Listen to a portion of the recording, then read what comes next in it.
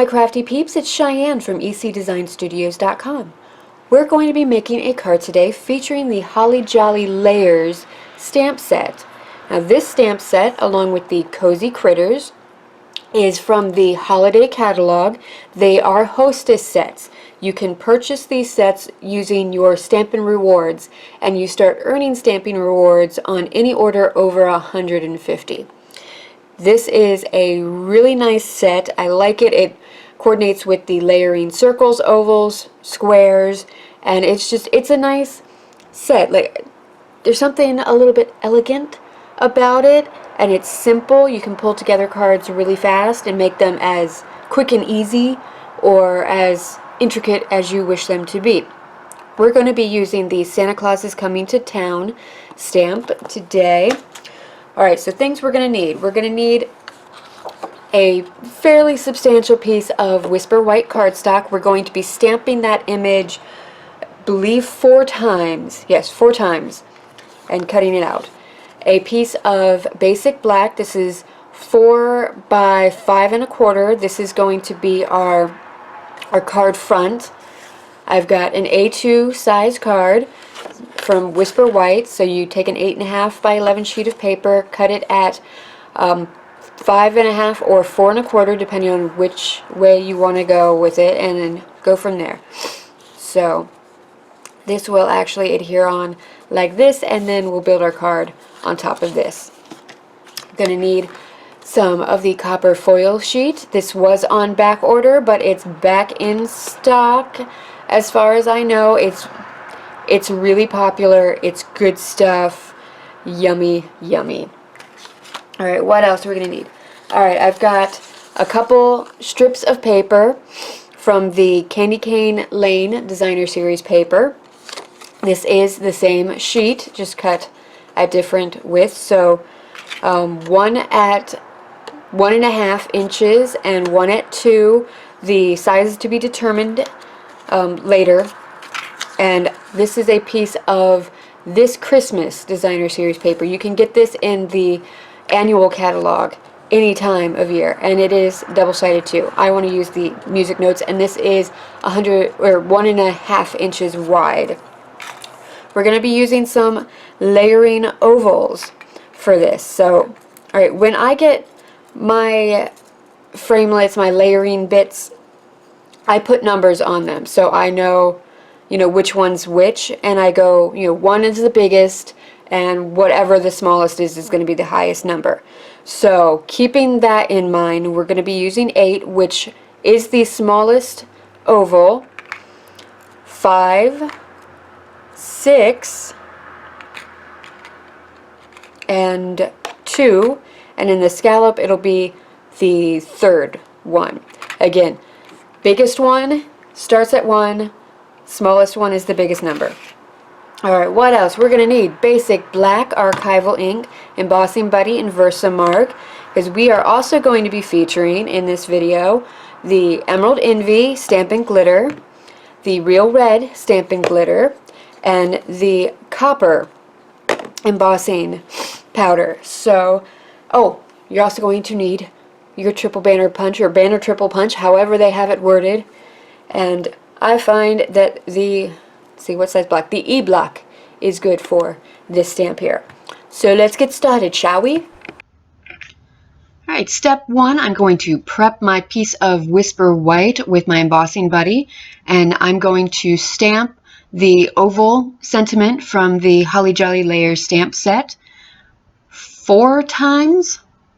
Now 3 times I'm going to use Versamark because I'm going to use the Stampin' Gold and the Stampin' Glitter in Real Red and Emerald Envy. I love the Stampin' Glitters that you can get in the holiday catalog. They're just gorgeous. So go ahead and get those all stamped and heat set. I chose to heat set as I was going because I didn't want to accidentally smudge what I was doing. So go ahead, do all that, and then you're going to stamp your last image in basic black. And remember to clean up any extra embossing powder before you heat set it. It's a lot easier to brush it away than to try to scrape it away, because that just, it doesn't work, really.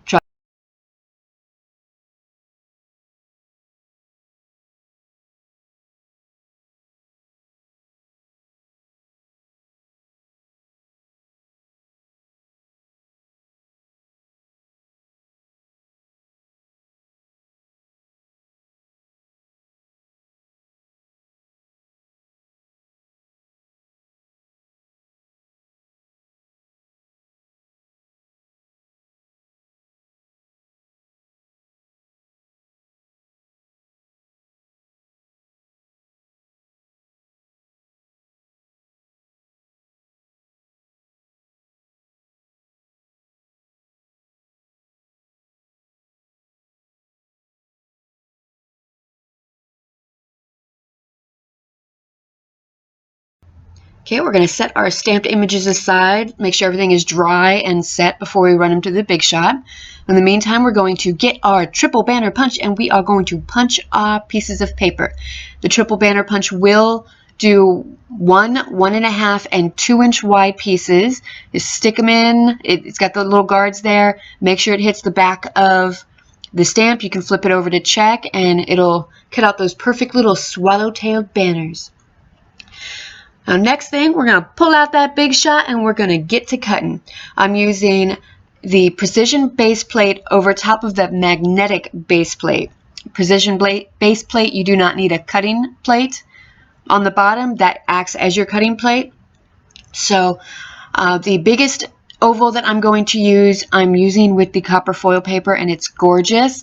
When you are running it through the Big Shot, any texture that is on your cutting plate, it will kind of it'll pick that up, so be aware of that. And then I'm just going to arrange the different size ovals onto the different cut pieces how I want. You can do this however you want. This was probably the hardest part of all of this, finding all of the different ovals to fit the sections that I wanted, but you can do it. You have to have patience. And I find that lining up oval shapes is a lot harder than doing circles or squares. There's something that just gets a little bit off in it. And we're going to run those all through, and then it's time to assemble them together.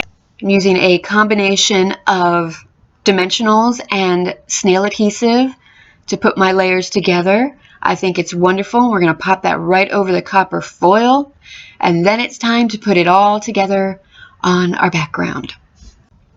Wasn't quite sure how I wanted the banners to be, so I kind of played around with it a little bit, decided that I needed to have them offset a little bit. I ended up going back and doing some stitching on these, and you'll see that at first I messed up a little bit. I wanted the end ones to be up a little higher, and I ended up doing them all the same. So before the snail got like too tacky, I had to pull them up and raise them up the card a little bit. So mistakes happen, but that's all right. So after I get them where they're supposed to be, I go back in and I add that black stitching just to bring them out a little bit more. I'm going to use my Stampin' Up marker in basic black. You can get this singly to do the stitch marks on the card around the banners. Now looking back, I kind of wish that I had used Crumb Cake Real Red or Emerald Envy instead of the basic black background for the card, that piece of cardstock there. The black was fine. It definitely gives it more of a masculine feel, but at home you might want to try one of the other colors. Once we're done with the stitches, we're going to add it onto our A2 card, Whisper White, made from a piece of 8.5 by 11 sheet of paper. Add on our Holly Jolly layer with some dimensionals, and that's it. We are done.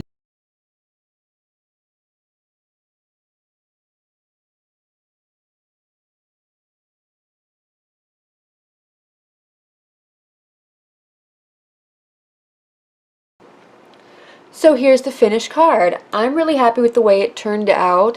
I think it's a good template for future cards, depending on which paper and what color for the stamping you choose. It can really change up the feel of the card.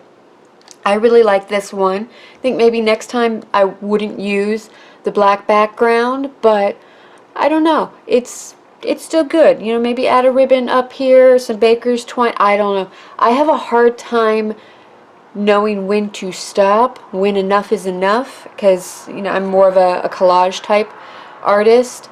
But man, this is really nice. I love how you can like really layer it up to get a different feel for it, and the layering ovals make it really easy to get the multiple colors in.